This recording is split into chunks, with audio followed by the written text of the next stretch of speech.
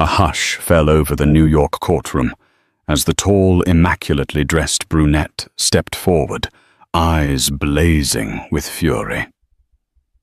Everyone turned to witness the unthinkable in one swift motion. The mistress raised a trembling hand and slapped the pregnant wife across the face.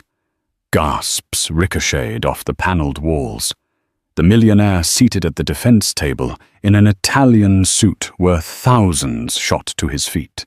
His outstretched arm pointed directly at the mistress, a single startling command on his lips. Little did anyone know this moment would unleash the avalanche of shocking secrets that would change every life in that room forever. James Harrington was a man used to having the world at his fingertips. The son of an influential shipping tycoon, he inherited a sprawling empire that transported goods across continents. At 36, James had lived a privileged life filled with black-tie galas, transatlantic flights in private jets, and influential circles where everyone seemed to know his name. Yet beneath the surface of his meticulously polished shoes lay a restlessness that not even colossal wealth could quell. Lucy Harrington, née Miller, was James's wife. She had grown up modestly in a small town called Roslyn Heights, surrounded by rolling hills and quiet streams. Her mother, Catherine Miller, was a retired school teacher who had single-handedly raised Lucy to be kind, polite, and resourceful. When Lucy first met James at a local charity banquet, where she volunteered serving hors d'oeuvres to the wealthy donors, he was instantly captivated by her gentleness and the contrast of her simple life to his extravagant one. Over the course of that night, Lucy found the courage to share her dreams of building her own interior design brand one day. He found her dreams touching, and she found his self-confidence magnetic. Within months, they were dating, albeit in secret at first, because James's socialite circle frowned upon anything unorthodox. A year later, with Catherine Miller's blessing, James proposed to Lucy in a candlelit restaurant overlooking the Hudson River. For a moment, Lucy couldn't speak. She was overwhelmed with love, feeling like a modern Cinderella, invited into a gilded existence. The wedding that followed was lavish. Celebrities mingled with shipping magnates. CNN's cameras captured Lucy's luminous smile, and tabloids labeled them America's fairy tale couple. But not all storybooks end with happily ever after. Under the polished exterior of lavish parties, philanthropic events, and her newly formed interior design consultancy, Lucy felt a creeping sense of unease. James was often away, traveling to Monaco, Shanghai, and Dubai for high-stakes meetings. Even when home, he was caught up in endless calls with corporate attorneys, shipping brokers, and potential new investors. Their once intimate dinners turned into quick bites. The open affection they once shared morphed into polite small talk. Lucy found herself craving not only her husband's attention, but also a genuine sense of belonging in his swirling, high-octane life. And then Lucy discovered she was pregnant. She was overjoyed. At long last, a new chapter of closeness might dawn in their marriage. For a while, there was indeed a sparkle in James's eyes when she told him. He embraced her so tightly that night that she found it difficult to breathe, but she never wanted him to let go. In the days and weeks that followed, though, Lucy started noticing strange phone calls and hushed texts on James's phone. He grew distant again, even more than before. Late business dinners and cancelled weekend getaways became the norm. The rumors trickled in gradually. Close friends, neighbors, and even a cousin in Manhattan tried to warn Lucy that James might be having an affair, but she refused to believe it. He was James Harrington, the man who overcame his family's snobbery to marry a girl from Roslyn Heights, the man who championed her design business with unwavering support. Why would he betray her? Yet her gut told her otherwise. One night, while James was in the shower, Lucy saw a text that flickered across his phone's screen. It was from someone named Delilah. The message read, "I miss you. Please don't keep me waiting." Lucy's heart sank. That was the moment she realized her fairy tale marriage had a crack, maybe more than one. Fear gnawed at her, and an unmistakable sense of foreboding warned her life was about to unravel in ways she never could have imagined. She clenched her stomach, her unborn child's future at stake, and decided she would dig deeper into James's secrets. Little did she know her pursuit of the truth would lead them all into a courtroom drama that would grip the entire city, culminating in an explosive confrontation no one would ever forget. The rumors about a mysterious Delilah Moore intensified. A few weeks after Lucy first spotted that incriminating text, she received a call from her childhood friend, Janet Liu, who worked at an upscale boutique on Fifth Avenue. Janet hesitated at first, but finally confessed she had spotted James browsing through designer handbags one afternoon. Handbags that Lucy would never choose for herself. Lucy's style was understated, preferring subtle elegance over ostentatious branding. But these were flamboyant, eye-catching purses that seemed more suited to a woman who reveled in attention. With trembling fingers, Lucy scrolled through James's credit card statements the next morning, hidden in the quiet corner of the Harrington Library.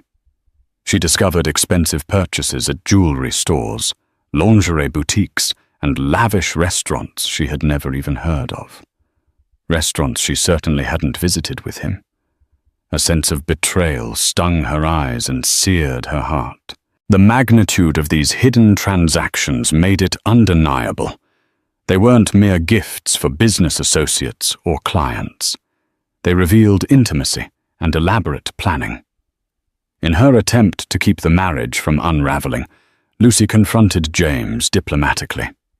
She picked a calm moment in their penthouse's sun-drenched sitting room. "James, I found these credit card statements," she began, her voice quivering. "Is there something we should talk about?" She wanted to give him an opportunity to explain, to make it all a misunderstanding. Instead, James turned pale. He fumbled for words, eventually weaving half-baked excuses about corporate entertainment or gifts for high-net-worth clients. But Lucy's eyes, once innocent, now saw only evasiveness and guilt. She walked away, tears glistening, pressing a protective hand to her baby bump. She could no longer sustain the fantasy that everything was fine. Determined to know more, Lucy hired a private investigator through the recommendation of Sarah Davidson, her cousin who lived in the East Village.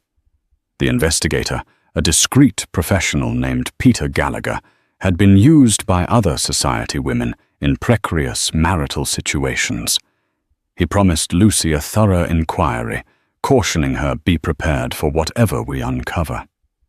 Sometimes the truth is harder to bear than the doubt.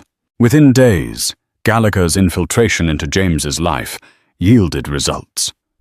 He snapped photos of James, standing close, intimately close to a striking brunette outside an exclusive lounge in Midtown.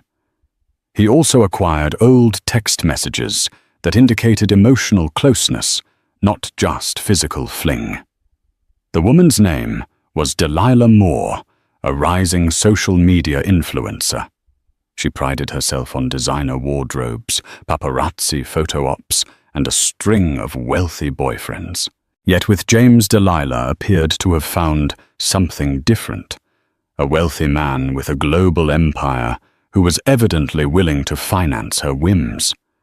Lucy's shock turned to anger, and then to heartbreak in a matter of seconds. Sitting in Gallagher's cramped office, she stared at the images and messages. She couldn't ignore the reality any longer. James was without question seeing another woman. But Lucy did not confront James immediately. Instead, she retreated to Catherine Miller's home in Roslyn Heights for a weekend, confiding her emotional turmoil to the mother who had raised her to be strong. Catherine, grey-haired but spirited, offered no illusions. "You have to decide what's right for you and your child. If James continues this, you'll have to protect yourself." She gently advised her own heart, aching to see her daughter in distress. So Lucy returned to the Harrington penthouse, resolute. She would consult a top Manhattan divorce attorney named Sandra Blaine. She wouldn't make hasty decisions, but she would be prepared. The unborn child's welfare, her future as a mother, was the driving force. Little did Lucy know that by taking these steps, she was igniting a chain of events that would lead to one of the most scandalous legal spectacles in recent New York memory. And at the center of it all would stand Delilah Moore, cunning, glamorous, and dangerously reckless. Delilah Moore was not merely a woman of expensive tastes. She was a master manipulator. Born and raised in a small town in Texas, she'd used her striking beauty and fierce ambition to climb the social ladder. By her mid-20s, she had reinvented herself as a Manhattan influencer with a growing online presence. Part of her social media allure came from her knack for showcasing a life of opulence, expensive gifts from admirers, exotic vacations, and endless parties in the city that never sleeps. When Delilah met James Harrington at a fundraiser in Soho, she instantly recognized him as a man of significance. There was something about his composure, his aura of confidence, like he owned not just the room, but the entire city. Delilah made it her mission to captivate him, and over the course of several months, her charm offensive paid off. She became the woman he would text at midnight after a tiresome flight, the one he'd sneak away to see for champagne brunches at hidden bistros. James, lonely, jaded, and craving excitement, found himself pulled deeper into Delilah's gravitational field. What started as an impulsive escape soon warped into a precarious entanglement. Delilah understood that Lucy Harrington existed. She saw Lucy as a meek provincial girl who had stumbled into wealth. In private conversations with her close friend and fellow influencer, Natalia West Delilah dismissed Lucy as boring, insisting she didn't have the depth or the spine to maintain a man of James's caliber. In her mind, Lucy was irrelevant, just a step on the ladder that Delilah would soon surpass. She convinced herself that James's fortunes and affections would eventually settle fully upon her. Despite James's reluctance to fully sever ties with his wife, Delilah simply believed that it was just a matter of time, especially once the child was born. But Lucy's pregnancy did gnaw at her. A child meant a tangible bond between husband and wife that could complicate Delilah's ambitions. That internal tug-of-war led Delilah to push James harder for bigger displays of commitment, expensive jewelry, a penthouse of her own grand gestures of loyalty. She posted cryptic photos online, an uncaptioned shot of her hand sporting a new diamond bracelet, or glimpses of James's silhouette to stoke rumors that she was dating someone major. She wanted the world to see that she was more than just another social climber. She wanted Lucy, if she was watching, to feel powerless against her unstoppable rise. James, meanwhile, was stuck in a moral and emotional quagmire. He knew Lucy was pure-hearted, a woman who had always believed in him. But with Delilah, he felt a rush, something that made him feel alive, reckless and unconstrained. The pregnancy complicated everything. He had nightmares about losing Lucy and his reputation. He was cognizant of the possibility that his father, Richard Harrington, might cut him off if news of the affair became public. Not to mention the unspeakable heartbreak it would cause Lucy. Caught between guilt and temptation, James tried to quietly wind down the affair. Delilah, however, refused to be discarded. She launched into emotional tirades, threatened to expose him through her massive social media platforms, and would sometimes vanish for days, only to reappear dramatically sobbing at his office. In a moment of weakness, James offered to pay her a monthly allowance to keep matters discreet. Delilah, always strategic, accepted. This only bound him tighter to her manipulations, and she continued to reel him in whenever he drifted away. Eventually, Lucy's careful steps toward a divorce and her top-notch lawyer, Sandra Blaine, came to Delilah's attention. It was a development that should have thrilled Delilah Lucy's legal moves, seemingly spelled the end of the marriage. Yet the mistress felt threatened in a new way. She feared that Lucy, by divorcing James, might secure a massive settlement that would leave Delilah with only scraps of the Harrington fortune. In short, Delilah believed she had to act boldly, possibly even sabotage Lucy to secure her position. But no one could have predicted how far she would go, or that the final battle line would be drawn in a public courtroom with the world watching and Lucy carrying James's unborn child. Lucy's next steps were methodical. She sat down with her lawyer, Sandra Blaine, in a conference room high above Manhattan's bustling streets. Floor-to-ceiling windows cast bright sunlight across polished hardwood tables. Sandra, a middle-aged woman with a reputation for defending the underdog, studied Lucy with an intensity that bordered on maternal concern. "I'm going to need every piece of evidence you have," Lucy Sandra said, voice firm but compassionate. "Financial records, phone messages, anything indicating James's infidelity. The more we can show a clear pattern of betrayal and misconduct, the stronger we'll be." Lucy swallowed hard. The notion of building a legal case against her husband felt surreal. She had wanted a loving family, not a drawn-out court battle. Still, for her unborn child's future and for her own dignity, she knew she had to see this through.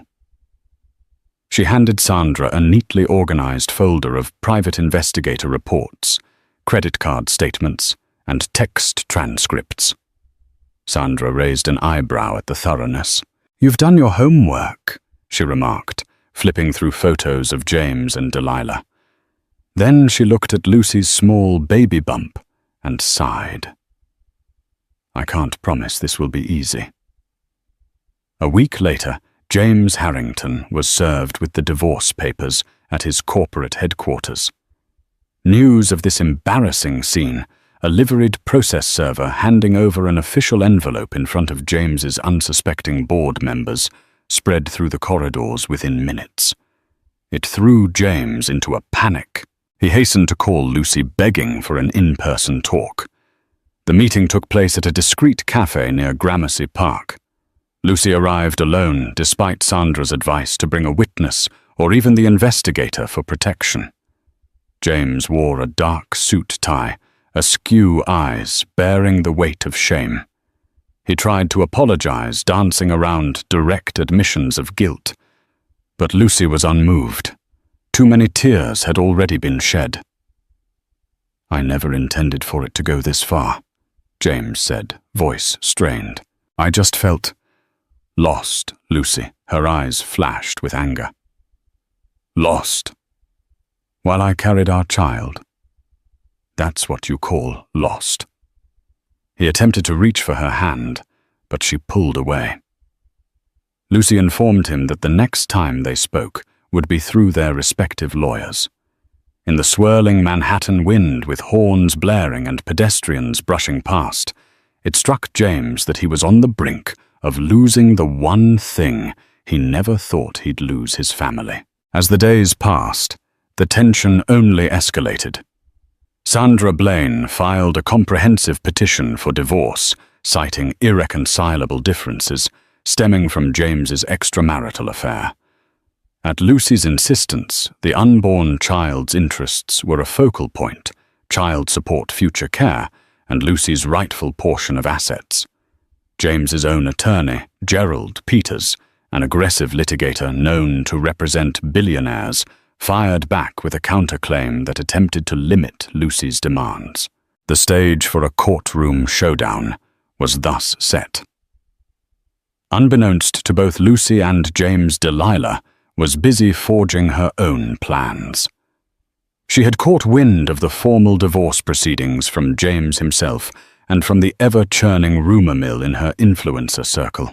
Delilah was both excited at the prospect of Lucy being cut off from James, yet also alarmed at the potential legal entanglements that might leave James too financially strapped or simply too resentful to maintain Delilah's lavish lifestyle.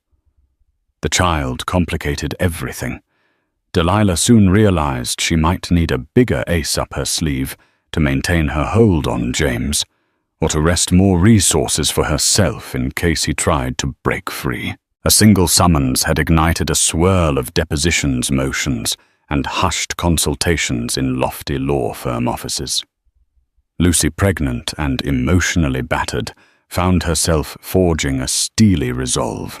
She had no idea that Delilah, with her cunning opportunism, was already setting wheels in motion that would place them all before a judge in one of New York's most sensational cases in recent memory, and set the stage for a shocking confrontation that would leave the city's gossip columns ablaze for months to come. Meanwhile, in Delilah's penthouse suite, a plush apartment in a building partially financed by James, an entirely different drama was unfolding. Delilah paced the marble floors, while Natalia West, her closest confidant, sipped champagne on a velvet sofa. The city lights framed them through floor-to-ceiling windows. This was the lifestyle Delilah refused to surrender. She had grown addicted to the glittering parties, the shopping sprees on Fifth Avenue, and the chance to rub elbows with Manhattan's elite. Now, with the Harrington divorce in motion, she stood on precarious ground. "What if James loses a fortune in this divorce?" Natalia asked, swirling the champagne in her glass. "He might have less to give you, or worse, he might give you nothing at all." Delilah turned, eyes narrowed. "I won't let that happen. I've invested too much in this relationship." "James owes me." Natalia shrugged. "He owes you nothing if he decides you're a liability. You need leverage, girl." Delilah bit her lip, considering. For weeks she had been carefully collecting her own evidence. She retained screenshots of private messages, voice recordings of intimate conversations with James, and even a few videos that painted a vivid picture of their relationship. Some were romantic, others downright scandalous, proof of the lengths James had gone to keep her happy. She knew that if Lucy's team discovered these artifacts, it might strengthen Lucy's case for adultery and financial damages. But if Delilah wielded them first, threatening to expose James in the tabloids, she might secure a substantial settlement for herself. Natalia studied Delilah's face. "So are you going to blackmail him?" she asked, setting her champagne flute aside. There was a tremor of concern in her voice, an awareness that Delilah might be going too far. Delilah laughed, though it didn't reach her eyes. "I wouldn't call it blackmail. More like negotiating from a position of strength. It's business, Natalia, he taught me that." Yet Delilah's plan extended beyond mere financial extortion. She was deeply jealous of Lucy's pregnancy. In her mind, Lucy's baby was a trump card that guaranteed Lucy a permanent place in James's life and possibly a substantial chunk of his empire. Delilah wanted to disrupt that advantage. She began to devise a scheme that involved painting Lucy as emotionally unstable, perhaps even unfit to raise a child. If she could prove Lucy was an unsteady partner, maybe the courts would view Lucy's claims less favorably. In the days that followed, Delilah fed carefully manipulated stories to gossip blogs. Lucy was rumored to have a mental breakdown. Lucy was heavily medicated. Lucy was an opportunist, playing the sympathy card. None of these rumors had concrete basis, but Delilah understood the power of media spin. If the allegations stuck even partially, Lucy's public image might be tarnished. Then James would be more inclined to rely on Delilah, or so she thought. Meanwhile, James was spiraling. He was saddled with stress from the divorce pressure, from the Harrington board of directors, to maintain the shipping empire's reputation, and relentless pleas from Delilah to keep financing her extravagant lifestyle. One afternoon, after hours of board meetings and dismal calls with attorneys, James found Delilah waiting for him in the lobby of his corporate tower. She grabbed his arm, ignoring the startled glances of employees. In a quiet corridor, she confronted him with an ultimatum. Either you stand by me, or I make public every secret you've told me. Fear stabbed at James's chest. When he tried to reason with her, Delilah leaned in, whispering with trembling lips, "I've fought too hard to get here, James. Don't think for a second I'll slip away quietly." He realized in that moment he was contending with two formidable opponents: Lucy's moral righteousness, backed by a sharp lawyer, and Delilah's ruthless cunning, fueled by her desire for influence and wealth. Juggling both had become nearly impossible, but no one could have predicted how the next series of events would escalate, climaxing in a legal hearing that would turn every eye in New York upon them. And in that very courtroom, the mistress and the pregnant wife would collide in the most shocking way imaginable. It took several weeks for the divorce case of Lucy Miller Harrington versus James Harrington to appear before a judge for preliminary proceedings.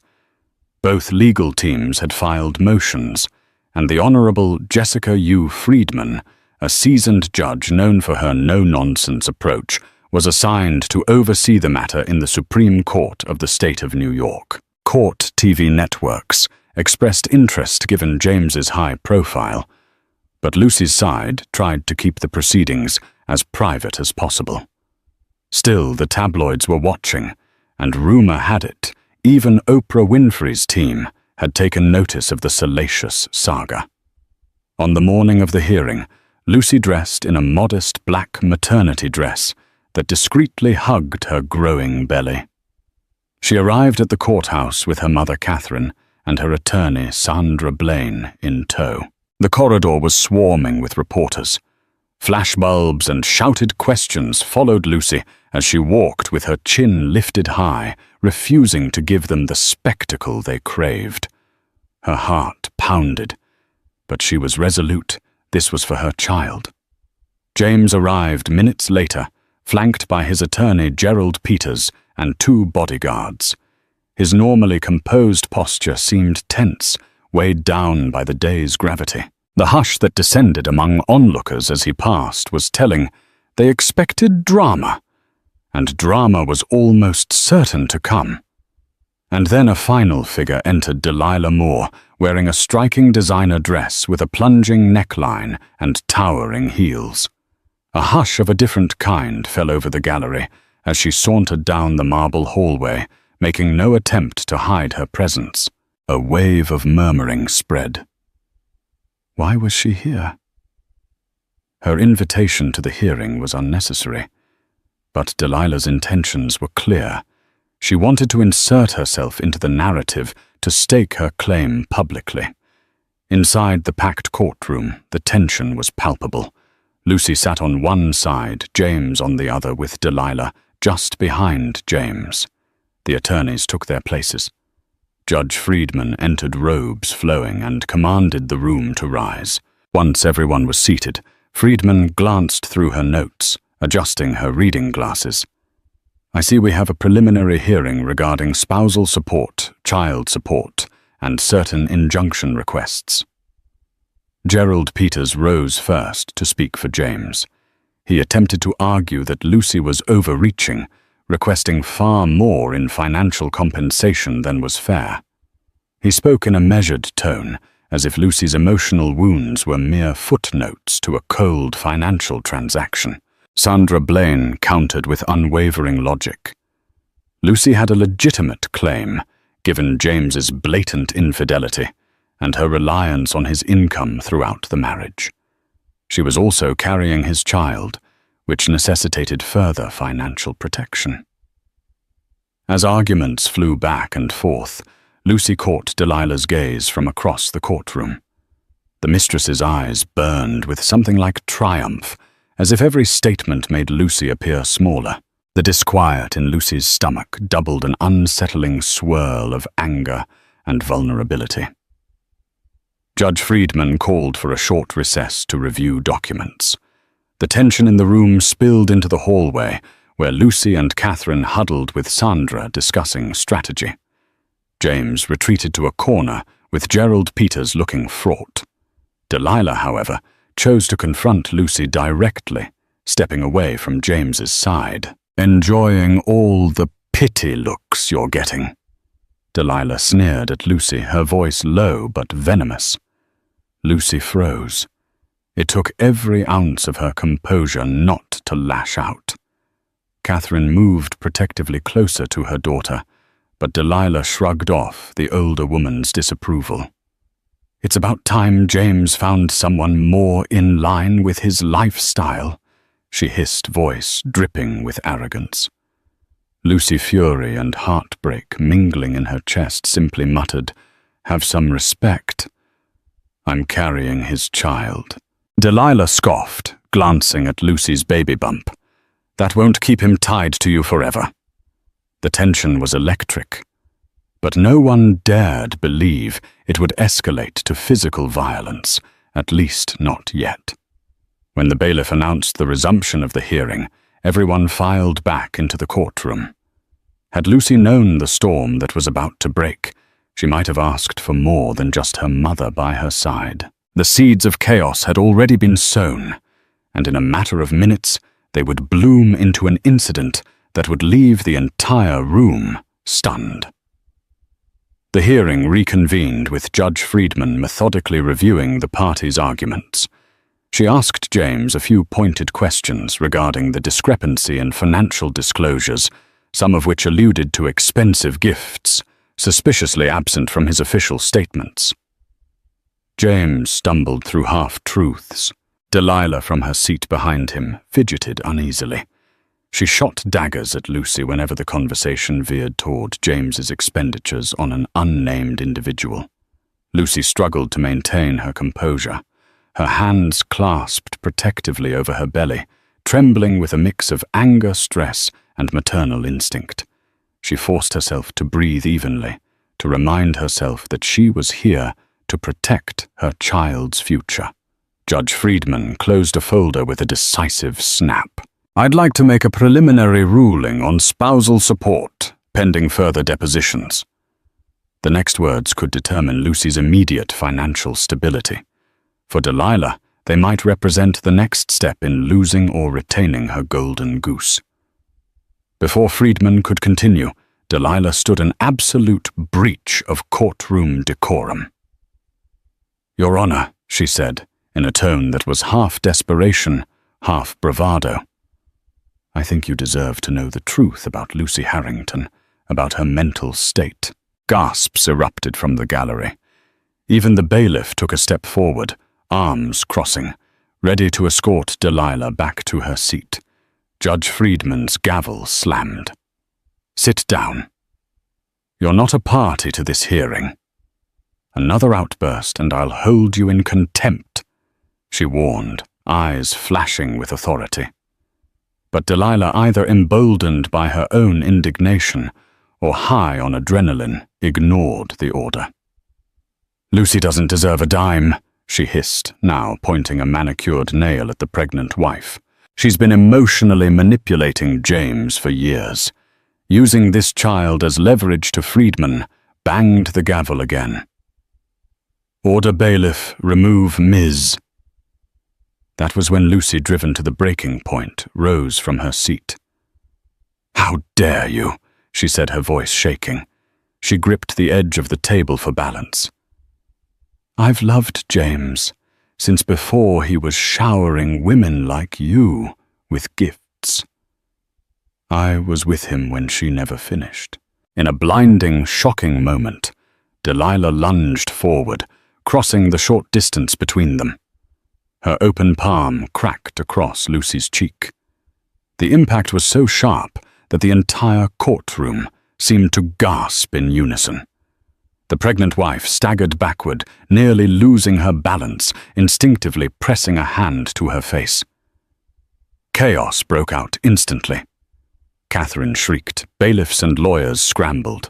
Cameras in the gallery, despite the judge's no-camera policy, clicked in a frenzy. Journalists who were present to gather notes scribbled furiously, practically salivating at the front-page material unfolding before them. Judge Friedman's voice bellowed above the din. "Bailiffs, secure this room. Restrain that woman." She pointed at Delilah, who stood chest-heaving, a victorious or perhaps shocked expression plastered on her face. Lucy's tearful eyes locked on Delilah, a ripple of protective rage coursing through her. Her cheek burned from the assault, but her hands instinctively cradled her abdomen, terrified that the shock might harm her unborn baby. Before anyone could drag Delilah away, James vaulted out of his chair. His face had turned a ghastly pale. With trembling fingers, he pointed at Delilah and roared, "Enough! Don't you ever touch my wife again!" His words rang out like thunder. Everyone froze as if the scene had turned to stone. James's authority, a hallmark of his business dealings, surfaced in a visceral, terrifying way. Delilah's bravado appeared to evaporate under his glare. For a fleeting moment, Lucy glimpsed the James she once knew, the protective partner who had pledged to love and cherish her. But the entire tableau reeked of tragedy.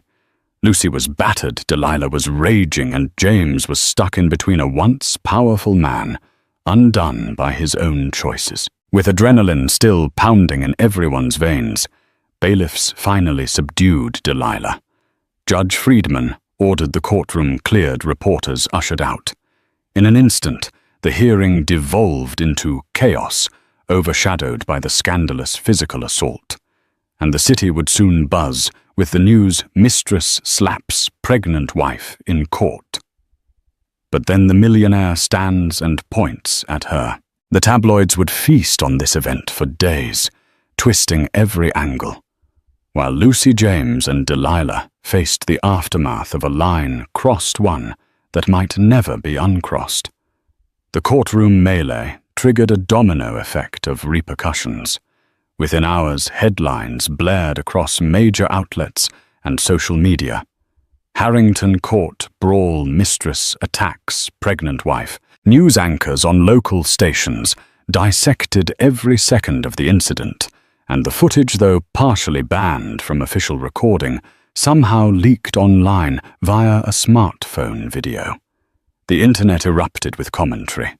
Most were sympathetic to Lucy, condemning Delilah's brazen violence. Others questioned James's moral character, and a smaller faction, likely spurred by Delilah's own influencer fans, argued Lucy must have provoked her. Judge Friedman, outraged by the disruption to her courtroom, scheduled a follow-up hearing. This time it would not just be a divorce proceeding, but also a contempt of court hearing for Delilah Moore. She might face criminal charges for assault. The seriousness of the situation left James in a panic. No matter how he tried to distance himself from Delilah's actions, the public associated her with him. Investors in his shipping empire expressed concern. The board members murmured in private about a potential scandal that could harm the company's reputation and share value. Some demanded James relinquish certain powers until the situation stabilized. In her penthouse, Delilah tried to spin the narrative to her advantage.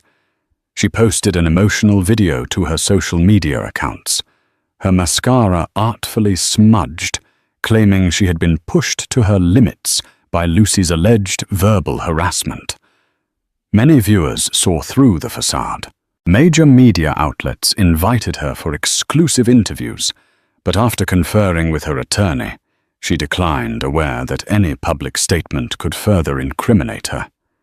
Yet she continued to direct message influential gossip bloggers, feeding them half-truths and personal claims that Lucy was a gold digger, an unfit mother hoping to tarnish Lucy's credibility. Lucy, meanwhile, found herself suffering panic attacks. Every day brought fresh harassment from reporters camping outside her penthouse lobby. She worried endlessly about her unborn child's well-being. The stress manifested in sleepless nights, her appetite vanished, and Catherine Miller tried her best to provide maternal comfort. Doctors warned Lucy to avoid stress for the baby's sake. But how to avoid stress when the entire world buzzed about her life's most intimate betrayals? Sandra Blaine guided Lucy through the legal labyrinth. They filed restraining orders against Delilah, demanded immediate spousal support, and emphasized Lucy's need for a stable environment in her pregnancy. Judge Friedman, incensed by Delilah's courtroom violence, granted Lucy protective orders, effectively barring Delilah from contacting her or getting within 500 feet without risking arrest. The preliminary hearing for the divorce was postponed until after the assault case concluded. Lucy's face, bruised in spirit, if not physically marked, became emblematic of a woman scorned, yet determined to stand up for herself. Behind the scenes, James wrestled with deep guilt. He tried visiting Lucy's penthouse to apologize, to beg forgiveness, to show some form of contrition. Lucy refused to see him. Sandra's stance was simple. Until the hearing is over, any contact must go through me. Catherine added her voice. You've done enough damage. Leave her alone. James complied, but felt strangely relieved when Lucy refused him. He was forced to confront the emptiness in his life that no amount of luxury could fill. Late at night, he found himself alone in the Harrington Mansion library, staring at old photo albums from simpler times. He recalled Lucy's radiant smile, remembered how she'd gently dab away his worry lines after a stressful day. The affair with Delilah now seemed like a hollow pursuit of excitement. He realized, perhaps too late, that what he truly craved was Lucy's unwavering warmth, a warmth he might never feel again. As for Delilah, the circle of her once loyal fans started to shrink. Sponsors pulled out of deals and a few brand collaborations paused their contracts until her legal issues were resolved. She raged privately, hurling crystal vases and designer shoes across her penthouse suite. In a moment of desperation, she called James's phone repeatedly. He stopped answering. She turned to her attorneys, demanding a strategy that would keep her out of jail and salvage her image. Still, no legal maneuver could fully erase the public spectacle of her slapping a pregnant woman in open court. A swirling sense of destiny hovered in the air. Another showdown loomed, and each character braced for a new confrontation, one that could either redeem them or seal their fate forever.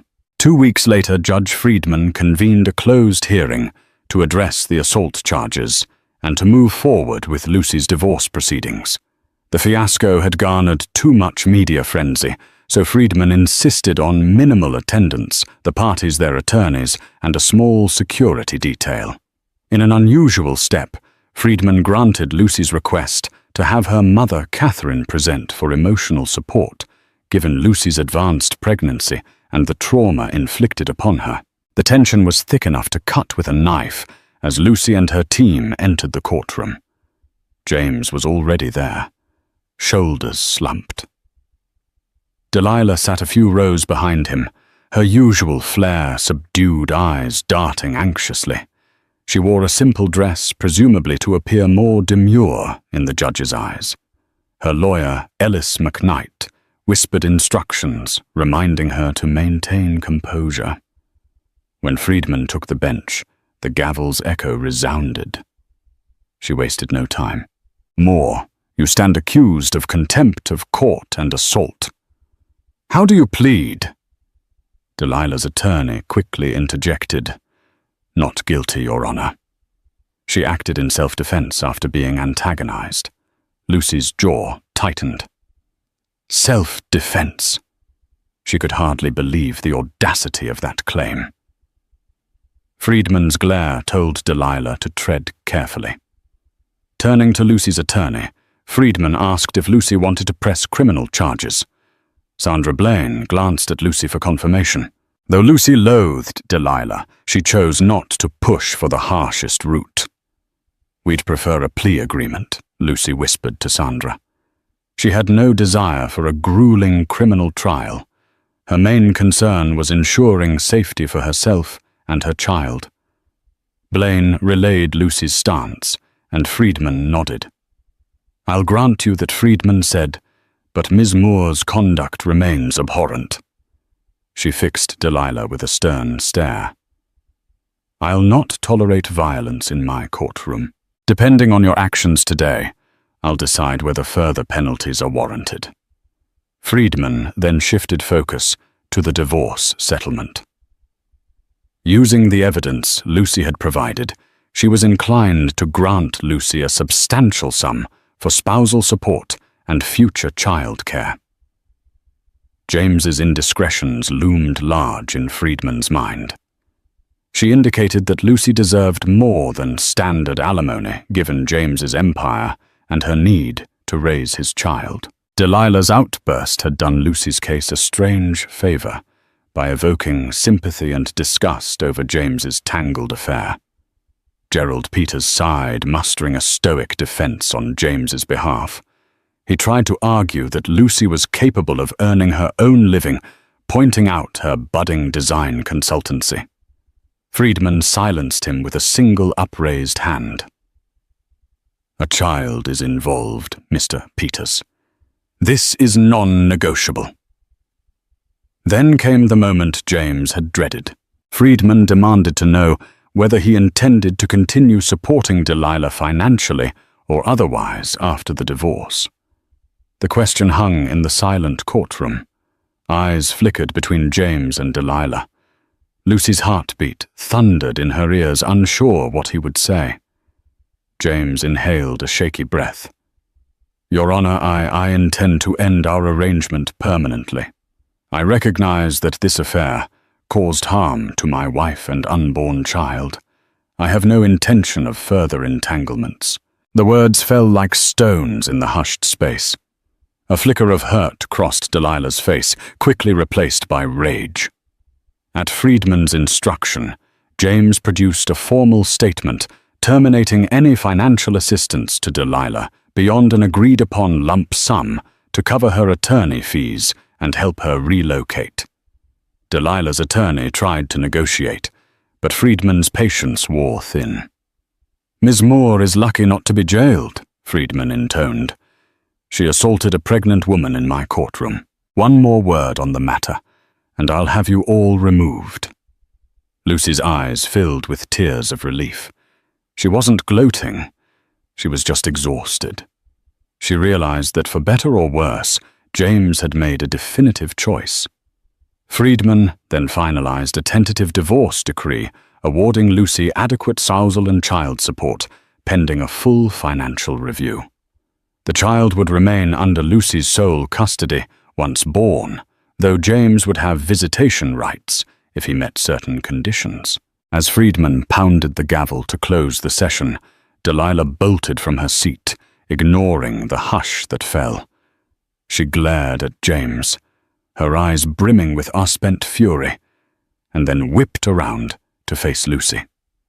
It looked like she might lunge again, but the security detail blocked her path.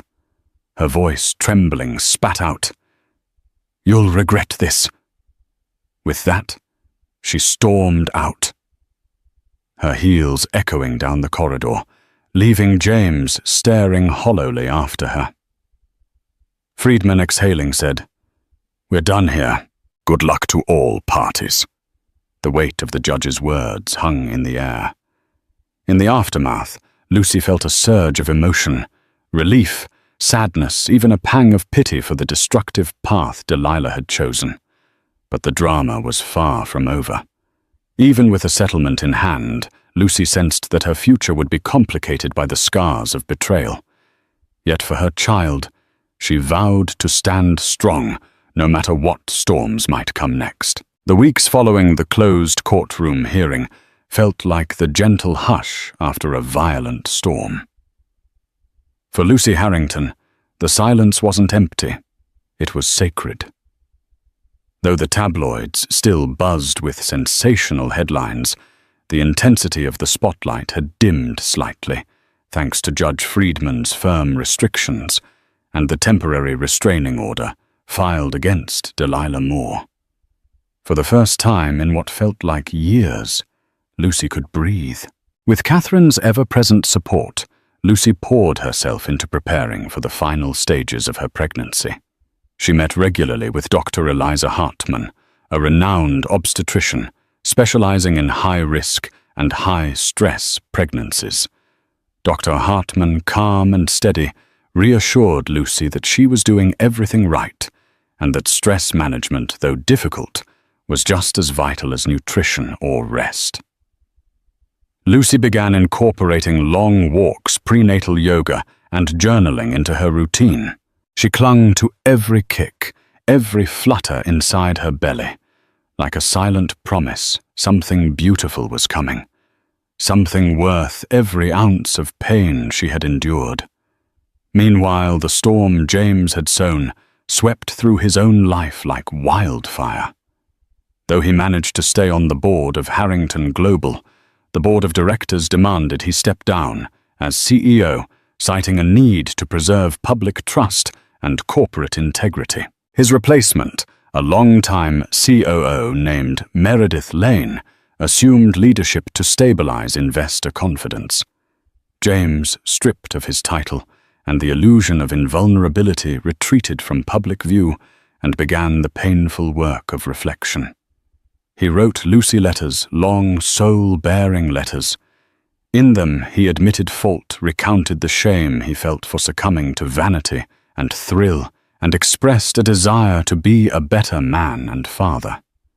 Lucy read them, often late at night, sitting by the nursery window, with a hand resting gently on her belly. Sometimes she cried. Sometimes she tore the letters in half, but mostly she said nothing. Healing would take time, and she wasn't ready to hand out forgiveness like it was owed. As for Delilah, she disappeared. No more red carpets, no Instagram selfies in penthouses or with designer handbags. Whispers in the city suggested she fled to Los Angeles, trying to reboot her brand in smaller influencer circles. The occasional filtered posts that reappeared weeks later were far from her former glamour. She was now seen posing with lesser-known brands, hawking skincare lines and dietary teas, often met with snide comments questioning her relevance. Sponsors pulled out. Endorsement deals evaporated. Her circle of friends thinned. The once rising socialite had been knocked from her pedestal, and not even the most artful PR spin could resurrect her fallen star. Back in Roslyn Heights, Lucy found solace in the familiar. She spent most of her days in the Miller home, where Catherine brewed calming teas and played soft classical music through the speakers. Lucy transformed the guest room into a nursery painted in soothing pastels, mint green and soft pink, with hand-picked stencils of stars and clouds.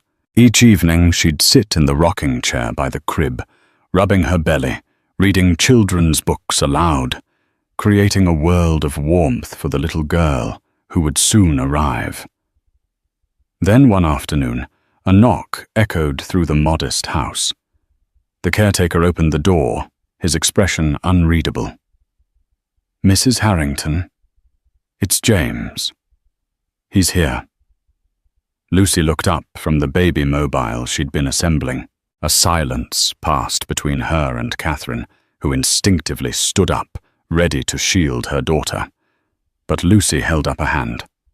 "I'll speak to him." James stood on the porch, an image of humility. Gone was the tailored bravado. In its place was a man subdued by the weight of his own mistakes. He held a trembling bouquet of white lilies, the same kind that had adorned their table the night he proposed. The petals fluttered slightly in the spring breeze. "I'm sorry for just showing up," he said, voice thick. "I know I've lost any right to expect kindness. I just wanted to make sure you were okay." Lucy's heart stirred. Not with forgiveness, not yet, but with memory. She opened the door a little wider and stepped aside. They sat in the living room, where so many conversations had once centered around hope and dreams. Now the air was heavy with everything left unsaid. "I've set up a fund," James said carefully. "Separate from the settlement. I wanted to make sure you and the baby had everything you need, whether or not I'm involved." Lucy stared into the fireless hearth. "That's generous," she said, her tone unreadable. James continued, faltering.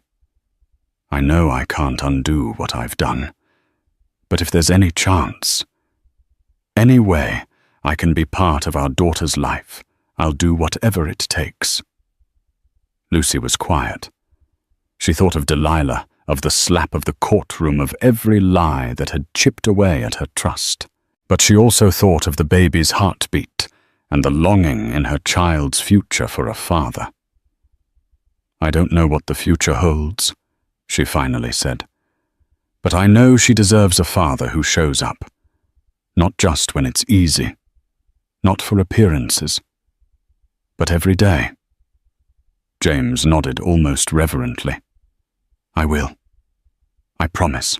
With Catherine's help and Sandra Blaine's legal counsel, Lucy drafted strict co-parenting terms, supervised visits at first counseling sessions, and total disconnection from Delilah Moore in every capacity. James signed the agreement without protest. Then, on a crisp April morning after 10 hours of labor, Lucy gave birth to a healthy baby girl. They named her Joy. Holding her for the first time, Lucy wept not from pain, but from relief. Joy's tiny fingers curled around her thumb, like a whisper from the universe. Everything she had endured, every betrayal, every courtroom humiliation, had led to this one radiant moment. James arrived at the hospital hours later. He stood outside the room for a long time before entering. When he finally stepped in, Lucy was cradling Joy against her chest, eyes closed, humming softly. James paused in the doorway, his eyes glistening. "May I?" he asked. Lucy studied him. He looked smaller, human. She nodded. James gently picked up Joy, holding her like she was made of glass. "She's perfect," he whispered. "She is," Lucy said. "And she's mine." He nodded in understanding. "And I'll earn the right to be part of her life, day by day." The tabloids would eventually catch wind of the birth. They printed predictable headlines. "Harrington heir, born in wake of courtroom scandal." But Lucy didn't care. She wasn't living for the headlines anymore. She was living for Joy. Outside, the cherry blossoms in Roslyn Heights had begun to bloom. Spring had arrived not in grand gestures, but in small mercies. A baby's cry, a mother's heartbeat, and a new chapter blooming slowly, beautifully. For Lucy, this wasn't a return to fairy tales. It was the beginning of a new kind of story, one forged in truth, pain, resilience, and unconditional love. A story where she and only she held the pen, as dawn broke on a new chapter for Lucy and her baby girl. The echoes of that fateful courtroom slap gradually faded, but its lessons remained. Sometimes love is tested in the most brutal ways, and not all hearts that break can be mended. James, chastened and humbled, resolved to earn trust anew step by careful step. Delilah, once a rising star, became an uneasy reminder that ambition without compassion inevitably spirals into self-destruction. And Lucy, her heart scarred yet steadfast, discovered a wellspring of inner strength she never knew she had. If this story touched you, share it with someone who needs a reminder that life can hand us storms, but we carry the power to find the rainbow afterward. Like, subscribe, and spread this story so others may witness the resilience of a mother's love and the moral reckoning that awaits those who underestimate it. Your support keeps these real-life dramas alive.